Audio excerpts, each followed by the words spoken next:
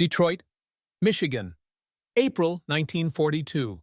The welding torch hissed like an angry serpent as George Hyde pushed a crude metal tube across the scarred workbench toward 3 Army Ordnance officers.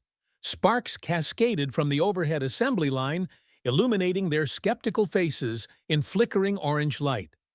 "Gentlemen," Hyde said, wiping machine oil from his calloused hands, "this gun will save your war."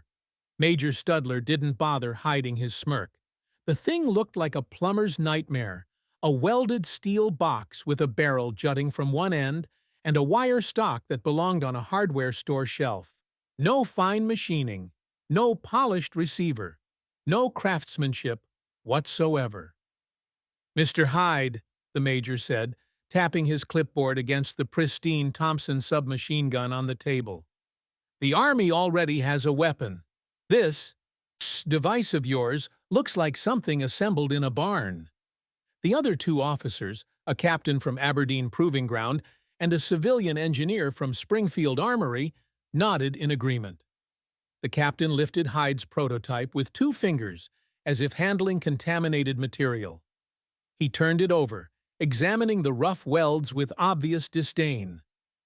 "Stamped steel?" the engineer muttered. "You're proposing we arm American soldiers with stamped steel?" Hyde had heard it all before. From every armory, from every traditional manufacturer, from every expert who believed that real weapons required real craftsmanship. But standing in this converted auto factory, surrounded by the thunder of stamping presses and the acrid smell of welding flux, Hyde knew something they didn't. Their beautiful Thompson was killing the war effort. "Major," Hyde said evenly, "how many man-hours does a single Thompson require?" Before we continue, click that subscribe button, like this video, and let me know in the comments where you're watching from. It brings me great joy knowing that these war stories and lessons get to people all over the world. Your support helps us bring more thrilling war stories, and trust me, you won't want to miss them. Now, let's get back to the story. Studler glanced at his notes. Approximately 21 hours of machining time per unit. It's a precision instrument, Mr. Hyde. Quality takes time. 21 hours. Hyde let that sink in. And how many Thompsons does the Army need? 50,000? 100,000? That's classified information.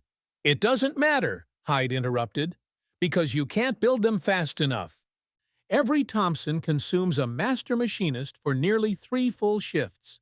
That's a machinist who isn't building aircraft engines, who isn't building tank transmissions, who isn't building the equipment that actually wins wars.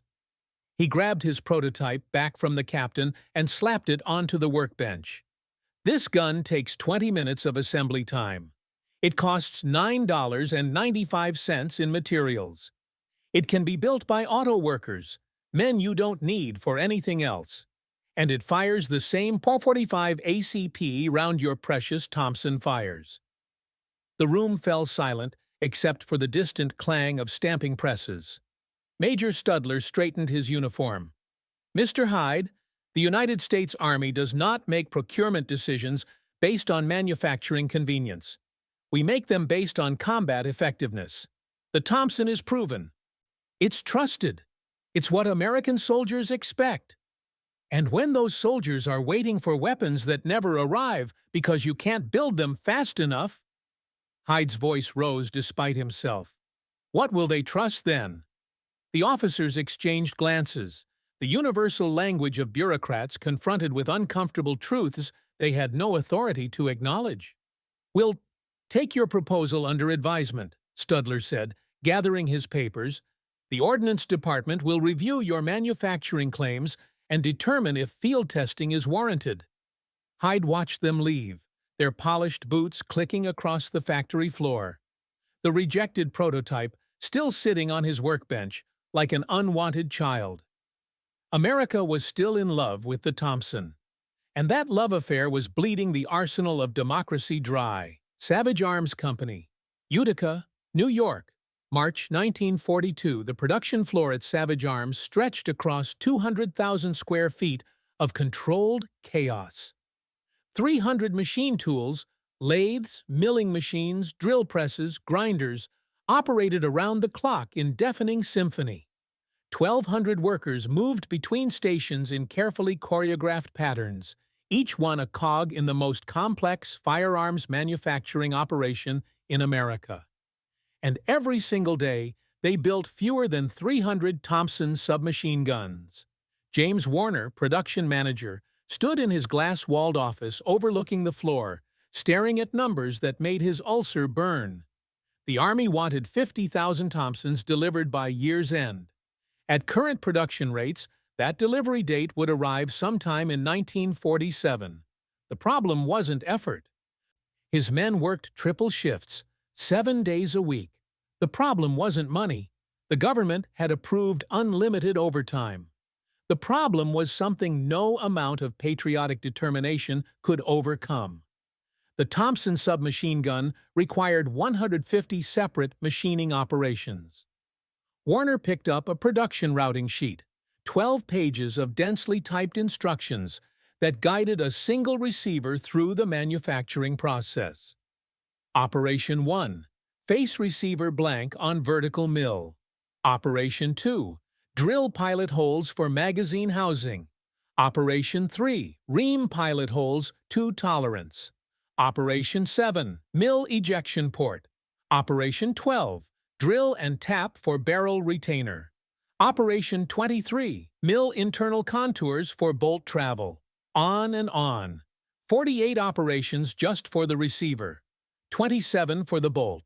19 for the barrel assembly. Each operation required setup time, quality inspection, and skilled judgment. The bolt alone consumed 6 hours of machining time. Total manufacturing time per weapon, 21 hours of skilled labor. And skilled was the word that haunted Warner's sleep. These weren't assembly line workers who could be trained in weeks. These were machinists who understood tolerances measured in thousandths of an inch. Who could read complex engineering drawings? Who could adjust cutting speeds and feed rates by feel and experience? Men with 10 to 20 years of training. Men that America desperately needed elsewhere. The telegram from the War Production Board sat on Warner's desk like an indictment. Wright Aeronautical, aircraft engines, requesting 200 machinists immediately. Chrysler Tank Arsenal, requesting 150. Bath Iron Works, naval construction, requesting 100. Republic Steel, armor plate, requesting 75. Every critical war industry was screaming for the same limited pool of skilled workers. And Savage Arms was consuming over 12,000 machinist hours per day building Thompsons. Warner did the mathematics obsessively, like a man picking at a wound. 12,000 hours daily, 4.3 million hours annually. Extrapolate that across the war's duration, 5 years, maybe more. And the Thompson program alone would consume 20 million man-hours of America's most precious resource. 20 million hours that could build aircraft, tanks, ships, artillery, literally anything else the military needed. But the Army Ordnance Department remained inflexible. The Thompson was proven, reliable, trusted by soldiers who'd carried it from Guadalcanal to North Africa. Any replacement would require years of testing, evaluation, and approval. Years America didn't have. Warner's phone rang. Another production delay.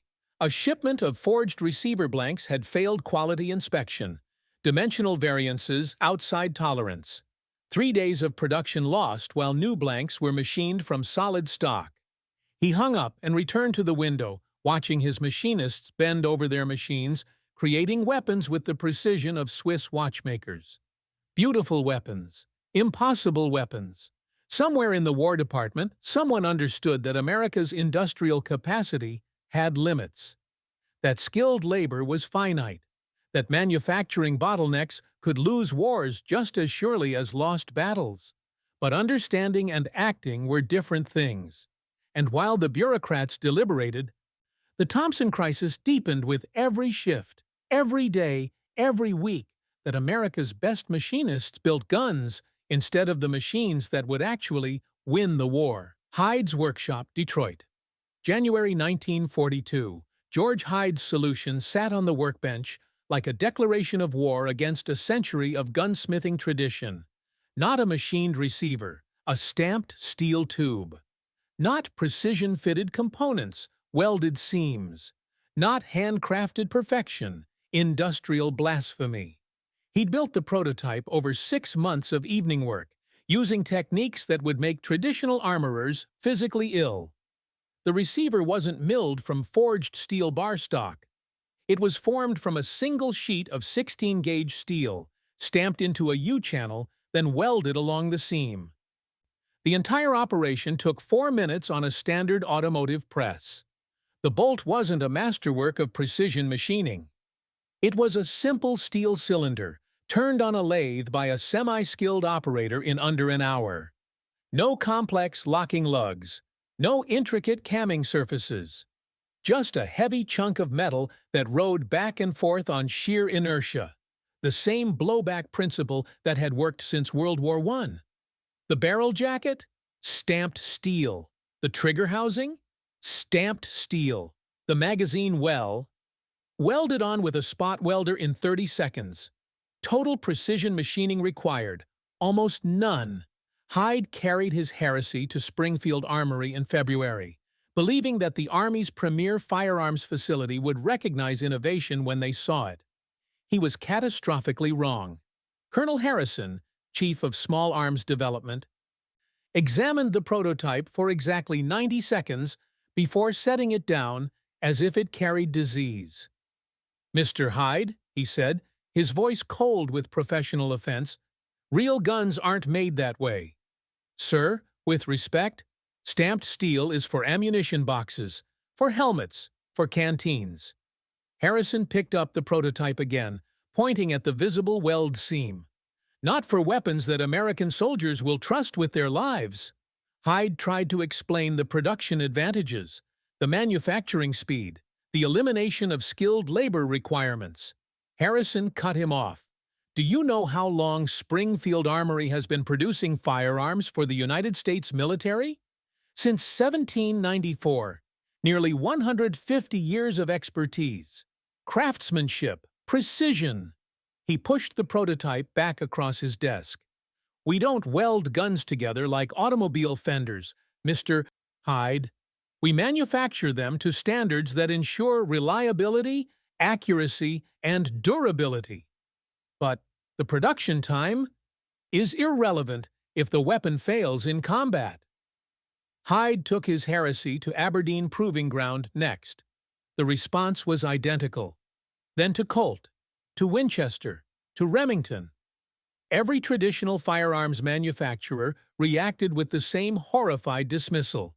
Stamped steel, welded construction, no precision tolerances. The objections formed a liturgy of industrial orthodoxy. Real weapons required forged components.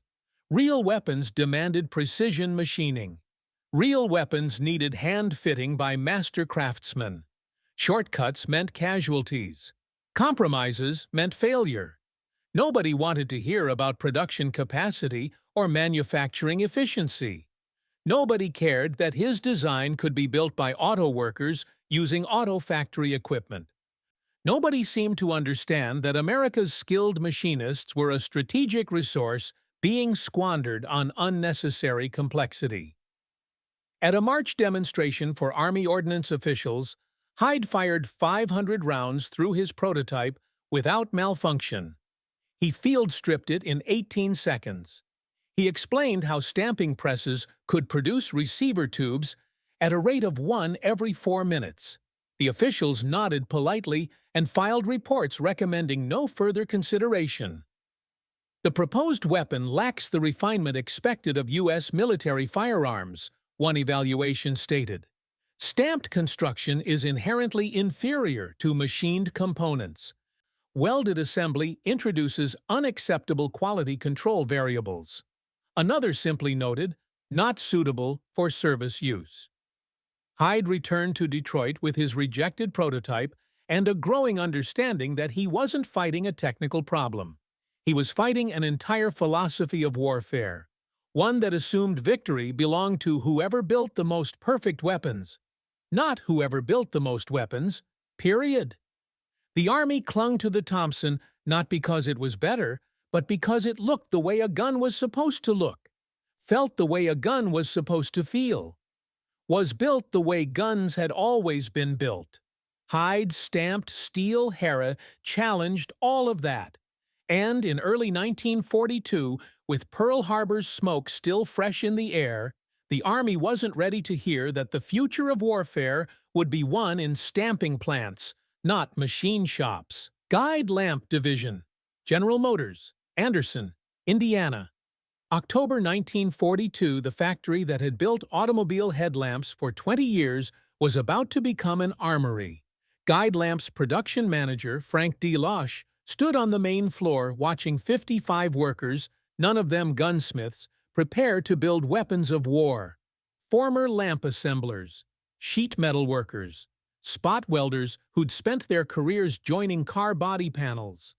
Average age, 34. Average firearms experience, 0. The Army had finally, desperately, approved Hyde's design for field testing. Guide Lamp received the contract not because they understood guns, but because they understood stamping. DeLoche held the manufacturing specifications. 12 pages instead of the Thompson's 200.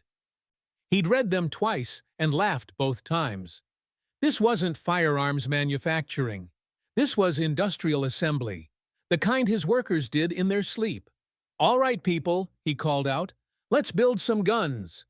Station 1, a 600-ton stamping press, thundered, forming receiver tubes from flat steel sheet. 4 strikes, form the U-channel, pierce the ejection port, stamp the magazine well housing, trim the edges. Cycle time, 4 minutes per receiver. The operator was a 52-year-old grandmother named Helen who'd spent 15 years stamping fender panels. She'd learned the receiver operation in 2 hours. Station 2, spot welding. The formed receiver traveled down a simple conveyor where 3 welders sealed the seam. 30 seconds of work. No complex jigs, no precision fixtures. Just standard automotive spot welders doing what they'd always done. One welder was a former high school teacher who'd joined the war effort 6 weeks earlier. He'd never touched a firearm before in his life. Station 3, barrel assembly. Workers inserted pre-rifled barrels into the stamped barrel jackets and secured them with retaining nuts. No specialized tools required, just standard wrenches. Installation time, 90 seconds. Station 4, bolt insertion and trigger assembly. The simplified bolt, a steel cylinder that took 40 minutes to machine instead of the Thompson's 6 hours, dropped into the receiver. The trigger mechanism, with its 6 moving parts instead of 17, snapped together like a children's toy. Assembly time, 3 minutes. Station 5, final assembly and function test. Wire stock attached. Magazine inserted. Weapon test fired with a single round. Total elapsed time from raw steel to finished weapon, 23 minutes. DeLoche watched the first complete M3 submachine gun roll off the line at 2:47 p.m. on October 15th. By 5 o'clock, 8 p.m., they'd built 12 more. By the end of the first week, production hit 200 units. By the end of the month, over 1,000. The cost accounting was almost absurd. Material costs, $7.82. Labor, $2.13. Total per unit, $9.95. The Thompson cost $200. But the real revolution wasn't the price. It was the workers. No master machinists required. No 10-year apprenticeships. No specialized knowledge of firearms tolerances and fitting. Just ordinary factory workers doing ordinary factory work, stamping, welding, and assembling like they'd done with headlamps and turn signals and door handles for decades. America had discovered it didn't need gunsmiths. It needed factories. By December, Guide Lamp operated 3 shifts producing 500 M3s daily. By March 1943, production reached 1,000 per day. The workers, still the same 55 people, had become so efficient that cycle time dropped to 18 minutes per weapon. When Army Ordnance officials visited in January 1943, DeLoche took them to Station 2, where Helen was welding receiver seams. "How long have you been a gunsmith?" one officer asked her. Helen didn't look up from her work. "I'm not a gunsmith, honey. I'm a welder. Been doing this for 16 years. These guns aren't any harder than fenders." The officer wrote something in his notebook and moved on. That evening, DeLoche received a telegram from the War Production Board. Contract expanded. Increase production to 2,000 units daily. Additional factories coming online. Ithaca Gun Company. Buffalo Arms. The turning point had arrived. Detroit, and every industrial city like it, was becoming the arsenal that would bury the Axis under an avalanche of simple, cheap, unstoppable firepower. And it had happened not through traditional gunsmithing, but through the heretical realization that weapons could be built the same way as everything else, fast, simple, and by anyone willing to learn. Aberdeen Proving Ground, Maryland. December 1942, the test began with deliberate cruelty. Lieutenant Colonel Rene Studler, the same officer who'd dismissed Hyde's prototype 8 months earlier, stood in the freezing rain watching 2 soldiers drag an M3 grease gun through a trench filled with mud thick as motor oil. Back and forth, 10 complete passes. The weapon emerged coated in brown slime, its stamped steel receiver caked with debris, the crude welds barely visible beneath the filth. "Clear it," Studler ordered. The soldier shook off the excess mud, worked the bolt twice to clear the chamber, inserted a magazine, and fired. 30 rounds cycled through without hesitation. The ejection port spat brass casings into the rain. Studler's expression didn't change, but he made a note on his clipboard. Beside him stood the Thompson, polished, pristine, beautiful. They subjected it to the same test. Dragged through mud, cleared, loaded, fired. It jammed on round 7. The mud had penetrated the precisely machined tolerances, gumming up the firing mechanism's 17 interlocking parts. The soldier spent 4 minutes field stripping and cleaning before the weapon would function again. "Next test," Studler said quietly. The sand pit was worse.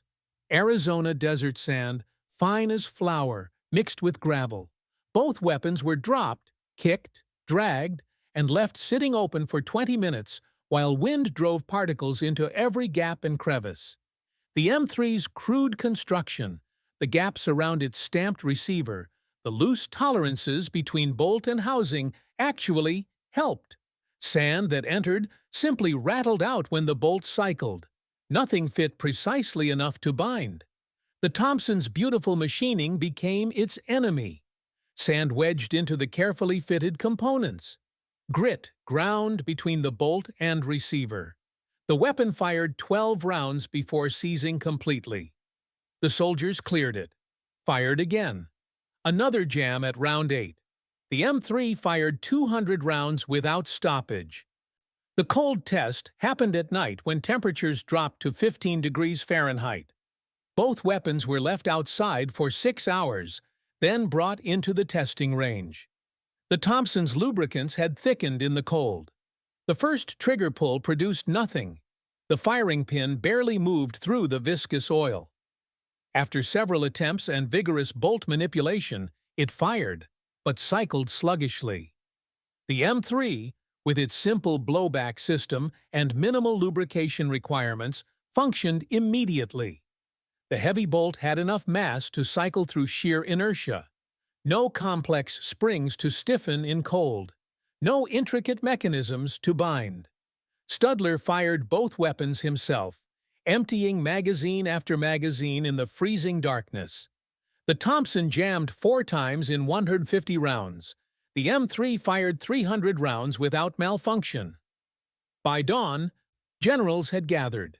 Major General Gladion Barnes, Chief of Army Ordnance, stood beside Studler watching the final durability test. Both weapons fired continuously until failure. The Thompson's barrel overheated at round 800, warping slightly. Accuracy degraded. The weapon jammed. The M3 fired 1,200 rounds before the barrel needed replacement. The stamped steel receiver, which everyone had called inferior, absorbed heat better than machined steel. The simple bolt design generated less friction. Barnes picked up the mud-caked M3, examined it silently, then turned to Studler. "Colonel, 8 months ago, you told me this weapon was unsuitable for service use." "Yes, sir? And now?" Studler watched a soldier field strip the M3 in 18 seconds, compared to the Thompson's 4-minute disassembly.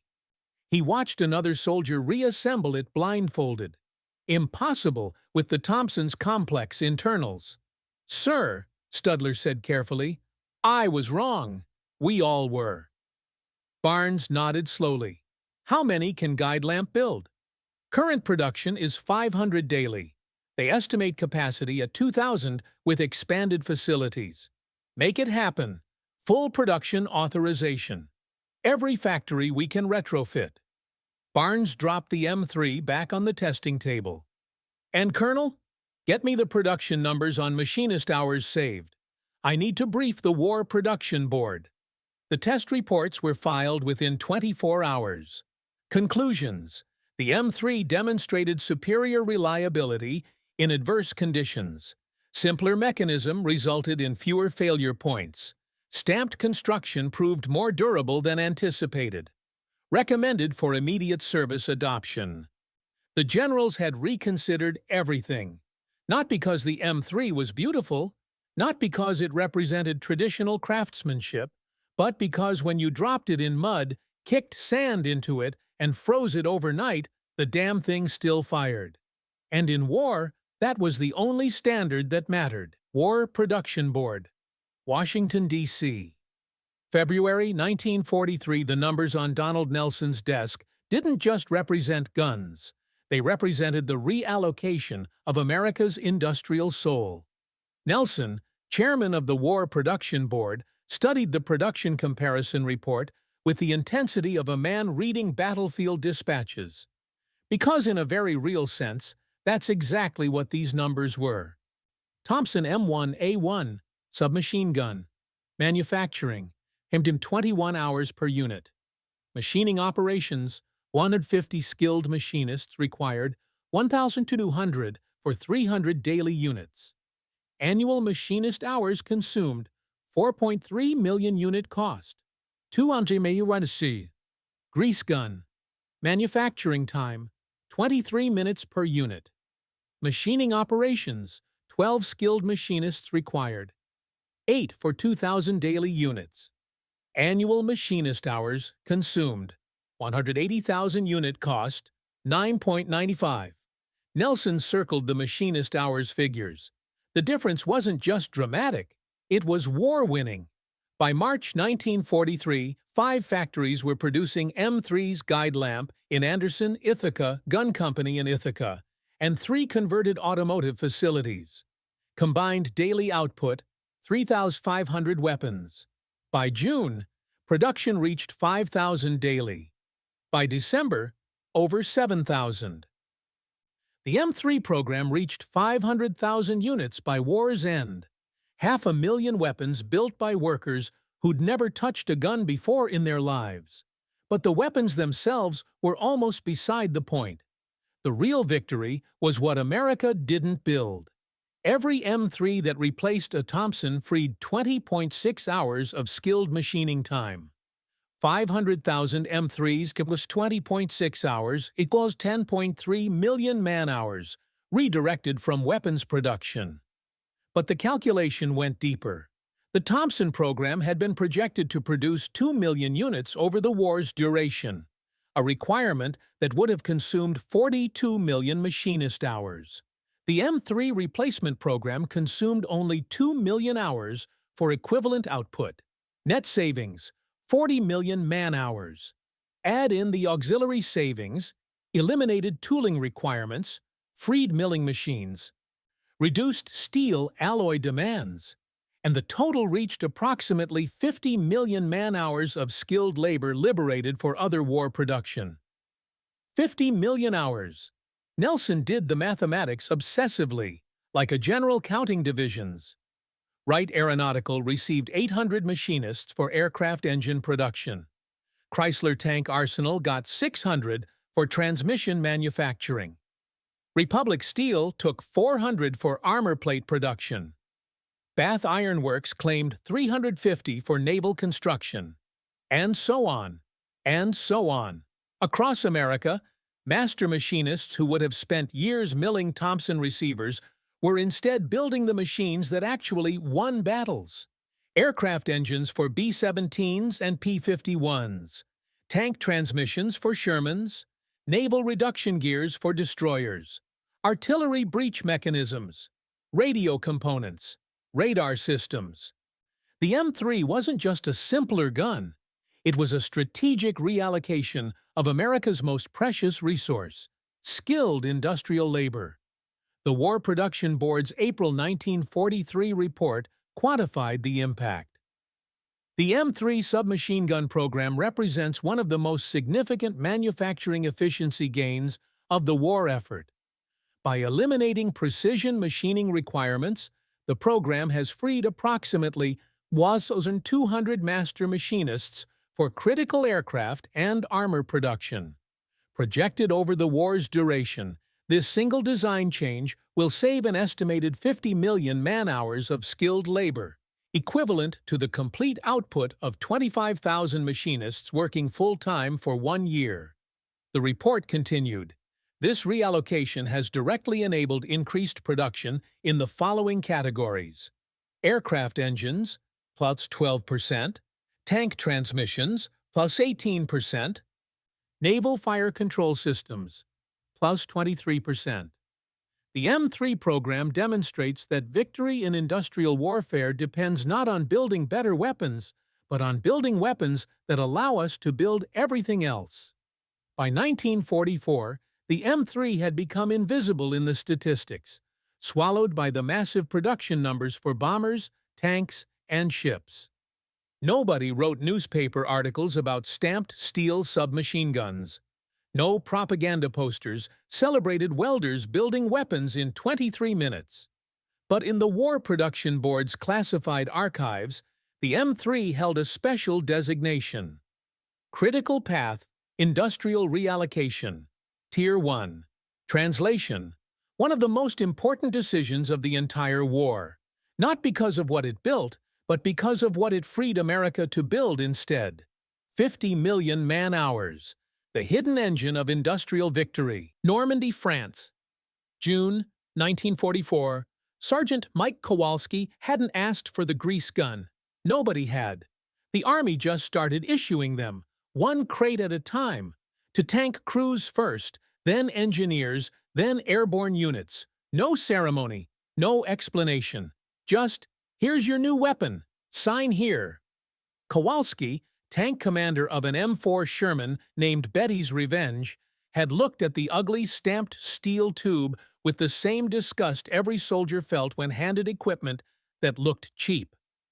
"They give us this?" his loader, Private Garcia, had said. "Looks like someone made it in a garage."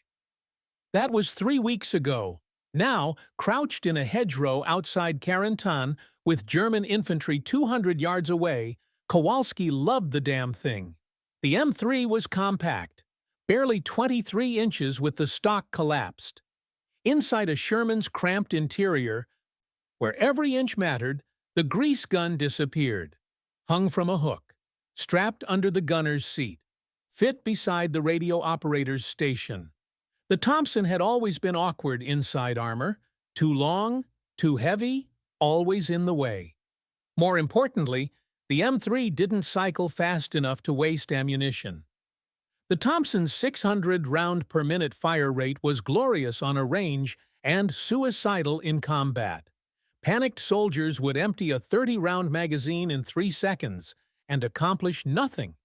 The M3 fired at 450 rounds per minute, slow enough that soldiers could actually control their fire, place shots deliberately, make ammunition last. "It shoots like you're thinking," Garcia had explained. "Thompson shoots like you're panicking." Kowalski raised the M3 now, spotted a German moving between buildings, and squeezed the trigger.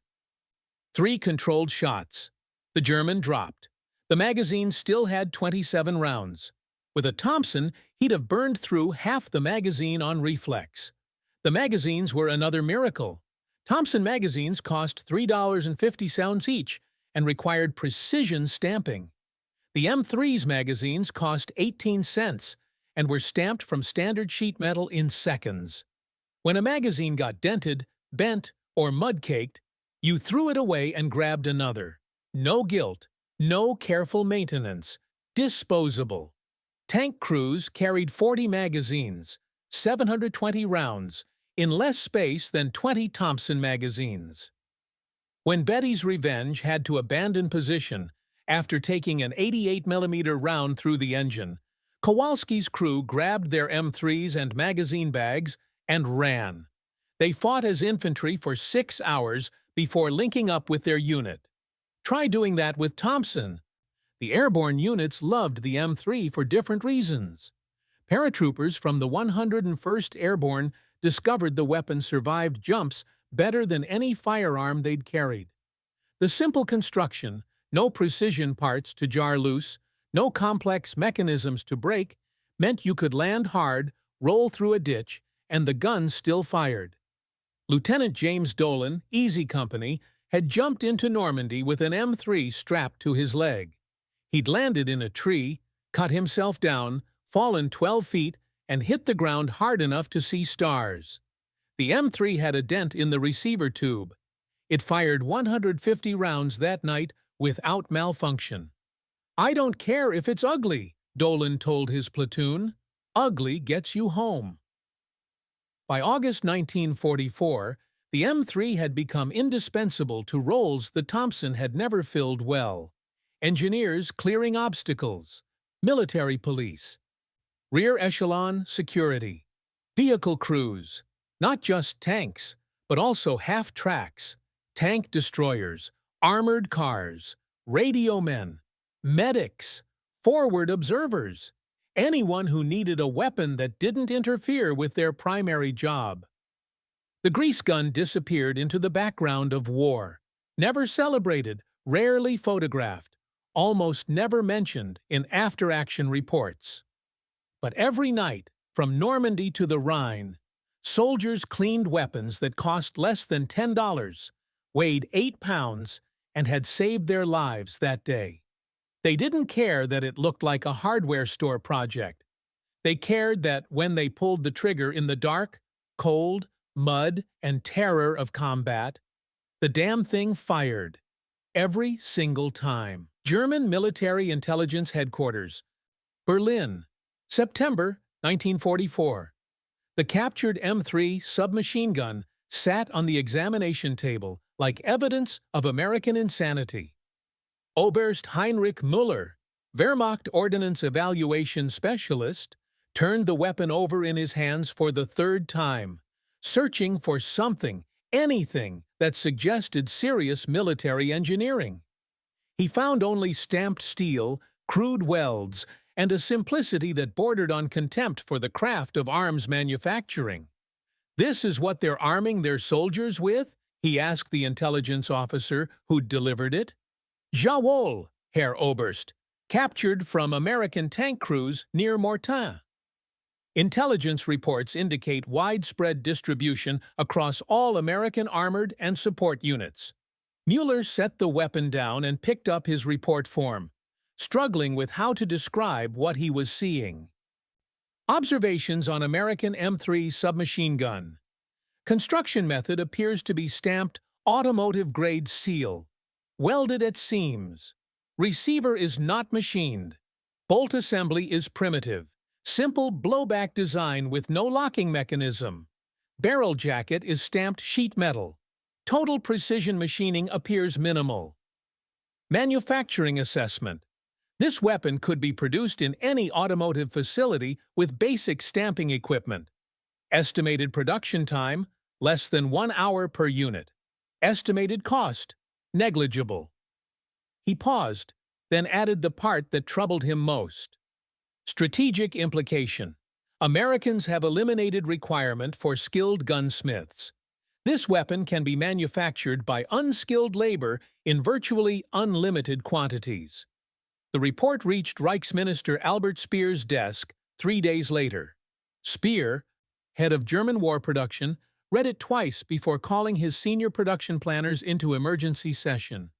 He held up the intelligence photographs of the M3's stamped receiver. "Gentlemen, the Americans have solved a problem we have been struggling with for 2 years. They have eliminated the machinist bottleneck." The room fell silent. Germany's arms production faced the same crisis America had confronted in 1942. Too few skilled workers, too many complex weapons. The MP-40 submachine gun, Germany's standard, required significant machining despite its relatively simple design. Production rates were limited by available machinists. "How many of these American guns can they build?" someone asked. Speer consulted the intelligence estimate. The Americans currently operate at least 5 dedicated production facilities. Estimated output, 5,000 units daily. Potential output if they expand to additional automotive factories. He paused. Effectively, unlimited. The psychological impact was crushing. Germany had spent the war's early years perfecting military production, precision engineering, quality control, traditional manufacturing excellence. The MP-40 was a marvel of efficient design compared to earlier weapons. German engineers were proud of it, and the Americans had just rendered that entire philosophy obsolete. The intelligence summary that reached Hitler's headquarters was blunt. Enemy industrial capacity assessment. United States has demonstrated ability to manufacture military firearms using civilian automotive infrastructure. This represents a fundamental shift in armament economics. American production is no longer constrained by traditional gunsmithing capacity. Analysis. If Americans apply this manufacturing philosophy across all weapon systems, their production capacity becomes effectively unlimited. They can arm forces faster than we can count them. One German general, reading the report at a staff meeting, said what everyone was thinking. They're treating guns like disposable car parts, as if weapons are something you stamp out and throw away. That was exactly the point. In Tokyo, Japanese military intelligence reached similar conclusions. A captured M3 underwent identical examination. The report to Imperial Headquarters noted, "American weapon demonstrates no concern for traditional manufacturing standards. Construction suggests weapon is considered expendable." Psychological assessment. Americans possess such overwhelming production capacity, they do not value individual weapons. The Japanese analyst added a chilling observation. An enemy that treats its firearms as disposable possesses resources beyond our ability to comprehend. The Axis powers had built their war machines on precision, efficiency, and quality. America had just announced it would win through quantity, so massive that quality became irrelevant. The M3 wasn't a weapon. It was a message. We can arm an army faster than you can kill them. We can replace equipment faster than you can destroy it. We can build weapons in the time it takes you to reload. German and Japanese intelligence officers stared at their captured M3s and understood they were looking at something more terrifying than any superweapon. They were looking at American industrial capacity made manifest, crude, unstoppable, and moving toward them like an avalanche of stamped steel. Smithsonian Institution, Washington, D.C. 1985, the M3 grease gun sat in a glass case in the back corner of the World War II exhibit, barely noticed by visitors hurrying toward the more dramatic displays. The P-51 Mustang suspended from the ceiling, the Sherman tank dominating the main hall, the dramatic photographs of D-Day and Iwo Jima. Dr. Robert Chen, military-industrial historian, stood before the case with a younger colleague, Professor Sarah Mitchell, who was researching her dissertation on wartime production efficiency. "Nobody looks at it," Mitchell observed. "Everyone walks past." "Of course they do," Chen replied. "It's not heroic. It didn't win famous battles. No general ever posed with one for propaganda photos." He tapped the glass. "But this weapon changed the war as much as any bomber or battleship." Mitchell consulted her notes. "The production numbers are remarkable. 500,000 units. But I'm struggling to understand why it mattered so much." "It was just a submachine gun." Chen smiled. "That's exactly the point. It was just a submachine gun, and that's what made it revolutionary." He walked her through the mathematics. In 1942, America faced an impossible equation. We needed to build aircraft, tanks, ships, trucks, artillery, everything simultaneously. But we had a finite number of skilled machinists. Every hour spent building Thompsons was an hour not spent building aircraft engines. He pulled out a production analysis report. The M3 program freed approximately 50 million man-hours of skilled machining labor. That's not a metaphor. That's actual time, actual workers, redirected to other production. Mitchell studied the figures. 50 million hours. That's the equivalent of 25,000 machinists working full-time for a year, Chen finished. Now ask yourself what those machinists built instead. Aircraft engines for how many bombers? Tank transmissions for how many Shermans? The M3 didn't win battles directly. It won them by making sure America could build the weapons that did. The truth was buried in War Production Board archives. Production efficiency reports from 1943 to 1940 showed cascading effects across all manufacturing categories. Aircraft engine production increased 12% after machinist reallocation from small arms. Tank production increased 18%. Naval systems increased 23%. None of those reports mentioned the M3 by name. It was just one line item: small arms manufacturing efficiency improvements. But Chen knew better. This weapon symbolized something larger: American adaptability. We weren't wedded to tradition. When precision craftsmanship became a bottleneck, we abandoned it. When skilled labor was scarce, we redesigned weapons to use unskilled labor. He gestured at the crude stamped steel receiver. The Germans and Japanese could never do this. They were prisoners of their own excellence. They built beautiful weapons that required master craftsmen. We built ugly weapons that anyone could manufacture. Mitchell made notes. So the M3 wasn't important because it was a better gun? It was important because it was a cheaper gun, a faster gun. A gun that freed America to build everything else. Chen paused. George Hyde didn't invent a superweapon. He invented industrial flexibility. Hyde himself never became famous. He died in 1963, having spent the post-war years as a consulting engineer. No medals, no public recognition. His obituary in the Detroit Free Press ran 4 paragraphs and misspelled his first name. The M3 remained in service through Korea, Vietnam, and into the 1990s, not because it was exceptional, but because it was reliable, simple, and impossible to break. 60 years of service for a weapon designed in 6 months and built in 20 minutes. Chen turned away from the exhibit. History remembers the dramatic weapons. The tanks that broke through at Normandy, the bombers that flew over Berlin, the battleships that ruled the Pacific.